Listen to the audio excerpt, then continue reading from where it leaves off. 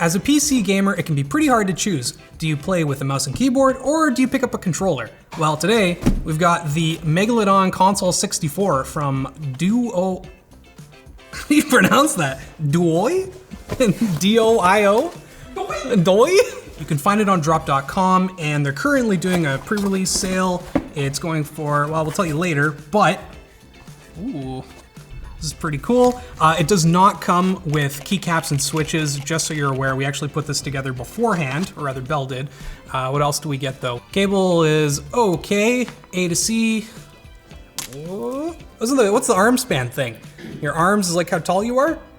Yeah, I'm like 5'6", 5'7" on a good day. This thing is crazy. Sorry, I lost my train of thought. It's so weird having an actual keyboard that you can hold like a controller. I've been looking at a lot of handhelds recently, like the Steam Deck and the ROG Ally. They're definitely not this big, but they're also not that much smaller, to be perfectly honest. And I'll be frank, I don't think you're actually supposed to hold this keyboard like this. The joystick is joy to mouse, and you can map everything through VIA, which is great, but I'm pretty sure this is not the intended use. The right side is also not a thumbstick, it's just a knob for anyone who is hoping for an actual controller that you could use. But you do also get 4 little mini buttons down here. They feel terrible to press. I don't like those at all, actually. They don't even feel like really good face buttons. It's kind of just like a little pogo stick that's sitting up and you can press it down. So I'm not a fan. Yeah, not comfortable. Does not feel good to press. But you know, you're not using this like an actual controller, so whatever, it's not the end of the world. This is apparently a little screen that we'll see once it's plugged in. It just displays a bit of information. You can change it yourself, which is pretty cool. You like that? I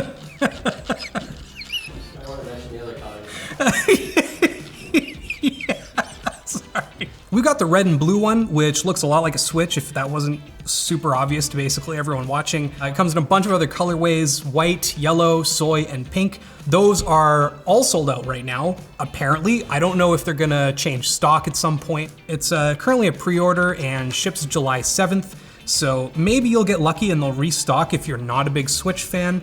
But for everyone else, yeah, should be fine. If you like red and blue, then this is maybe for you. If you haven't already noticed, this is a 60% keyboard, but it's got 64 keys, and part of the problem is they've really squished it in here, and you've got a 2U shift and then a 1U shift on this side. And as you can see from our keycap set that is not included, it doesn't match. We've got our enter key sideways, that's not supposed to be there at all. And then we're using a Windows key for the 1U.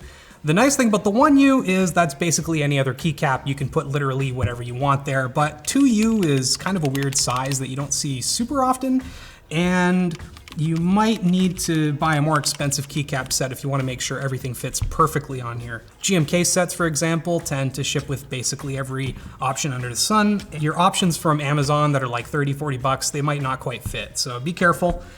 It might be a 60% keyboard, but it's definitely longer than average. This is honestly almost a full-size board in terms of length, at least. And it weighs, they advertise about 1,300 grams. Let's see how accurate that is. 1,500. Wow, this is a heavy board. Oh, it's probably 1,300 without the keycaps and switches and everything, but then you add switches, keycaps, and they'll add probably a couple hundred grams, so that actually sounds about right. It normally has a 5.5 degree typing angle, which is pretty okay for most people. You might want a wrist rest just because of how tall the whole keyboard is, actually. I don't know why it's this tall. The case is a little excessive. It's acrylic and aluminum, mostly acrylic and plastic though. I actually don't know where the aluminum is in here, and I can't take it apart to find it, so that's all we're gonna get. It's got a pretty cool see-through bottom for anyone who's been a fan of that craze kind of returning. I'm gonna plug it in and turn it on and see if it actually feels any good to type on, but not before a word from our sponsor, dbrand. Although you can't skin this, they do have real skins for your Nintendo Switch. They're made from high-quality 3M vinyl that is true texture. The patented adhesive is guaranteed to leave no residue on your device if you want to change them. They also have grip cases for your phone or AirPods that fit snug and are super durable with thousands of grippy contact points. Go to shortlinus.com and buy your overpriced stickers today. If you're spending a good amount of money on a mechanical keyboard already, it's not gonna kill you to just buy a slightly nicer cable that's gonna look a bit better, feel a bit better, and match your desk and accessories a lot better too. I don't really fault them for not including a nicer cable. It's a bare bones kit and it's fine. The cable's gonna work, it's gonna do exactly what you want it to do. And honestly, it kind of matches with the black, but you know, it's not sleeved. Just sleeve it. Make it just that little touch better. This is really cool. The screen's got a 1 on it. We're gonna type on it first, and then I'm gonna check out all of those sweet, sweet extra buttons that it's got. I didn't install these switches, and I am just finding out now that a couple of them don't actually work. I'm assuming that whoever did install them just kind of bent some pins, and it's a quick and easy fix. But you know what? You know what's a lot better than that? Watching me make a ton of mistakes on monkey type. Oh, control doesn't work. One nice thing that we can actually show off, I guess, while I fix these switches is the fact that this is indeed a hot swap board. Oh my lord.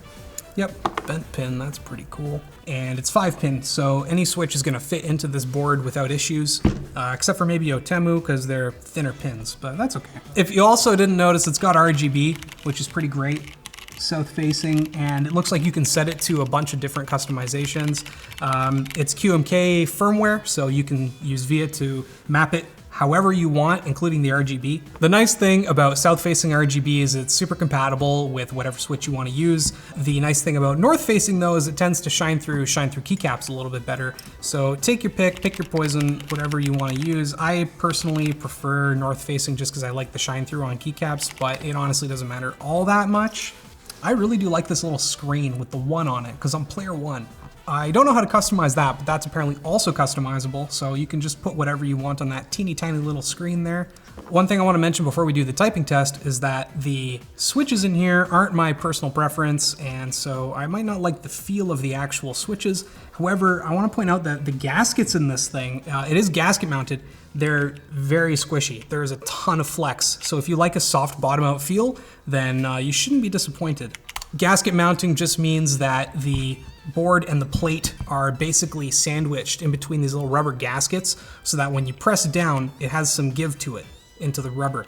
There's a ton of different mounting styles. You can have top mount, plate mount, gasket mount. Gasket mount actually comes in a bunch of different forms too. There's socks, there's bowls now.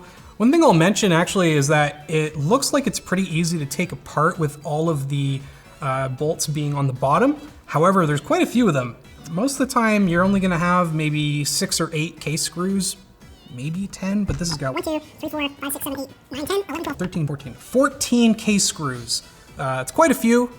It's not the end of the world. It's probably because of all of their little extra electronics, like for the thumbstick and the extra knobs on the bottom. Oh, they work. So this knob on the bottom left acts as an up and down scroll wheel. The bottom right acts as a volume knob. Cool. What's this guy do? Because this is usually volume. This is not doing anything. The really cool thing is that the thumbstick, while it doesn't do a great job, this is not a good experience at all, navigating with the thumbstick, but it is doable. So you could hold this thing and use it as your mouse if you so desire. I don't recommend anyone does that. I think it's honestly just a really cool kind of fidget toy. I've been sitting here playing with it constantly because there's just so many little dials and buttons and knobs to press. You could map the thumbstick to WASD and then use it as your, you know, single thumb navigation tool instead of using WASD like a keyboard. Where did you pick it up in that one hand? Like this. Yeah. This just feels wrong. It's one of the only keyboards that I'd actually suggest that you pick up and handle constantly instead of just finding the heaviest thing you can and plonking it on your desk and leaving it there. Let's open a keyboard tester and see what they're actually triggering. Launch the tester. Sorry, this is actually registering as a dash or hyphen when you press it. This one doesn't seem to be activating anything. This guy's also not set to click. Oh, page up, page down. Oh yeah, that makes sense because it scrolls.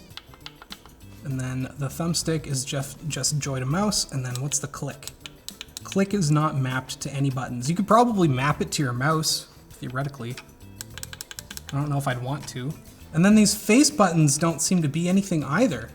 So if you want to make use of these out of the box, you're not really going to be able to do that. You're going to have to actually go and map it. Oh, they're doing the RGB. Oh, that's what I get for pressing buttons while not looking at the keyboard.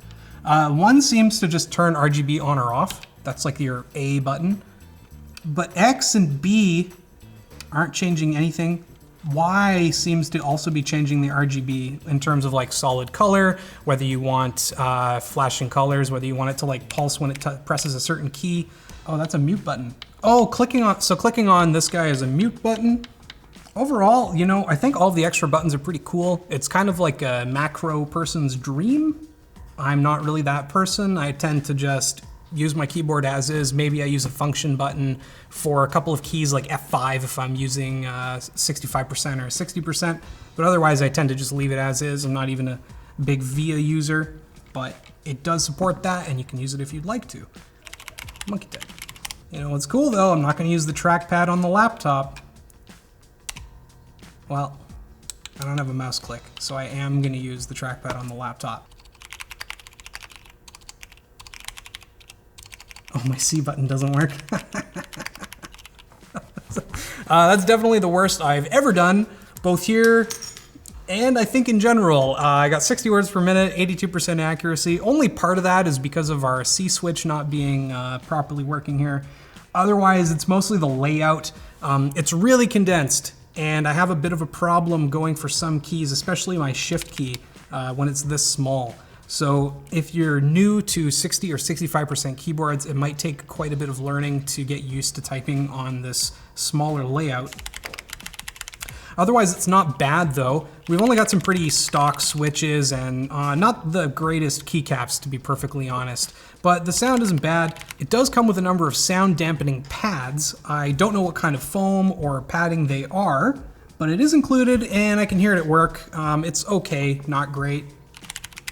You could probably mod this to make it sound quite a bit better though. And the stabilizers are not terrible. There's actually not a ton of rattle at all, and they're pretty evenly spaced, so yeah. Oh, one thing I didn't notice about the bottom as well is that this DOIO logo is actually machined in. So it's not just, you know, overlaid or painted on or anything like that. It's a pretty deep machine, so you can actually feel it. If you're using it as a controller. Yeah, that's a good point actually. If you are using it as a controller, then maybe you are gonna care about having a nice machined back like this.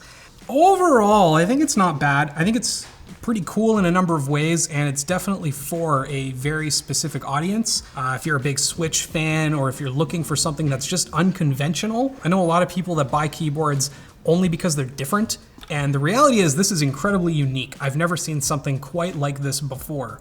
The only problem is that they do charge a bit of a premium. It's $219 right now, down from $228, big sale, probably because there's only the one color left. It's hard to swallow that pill when you've also got to buy switches and keycaps on top of that, and it's a little harder to swallow when the keycaps that you're going to want are going to have to be very specific to fit this very specific layout. That being said, you know, the build quality is not awful. Either way, at 220 bucks, once you add in switches, you know, another 40 at least, probably more like $60 depending on what you buy.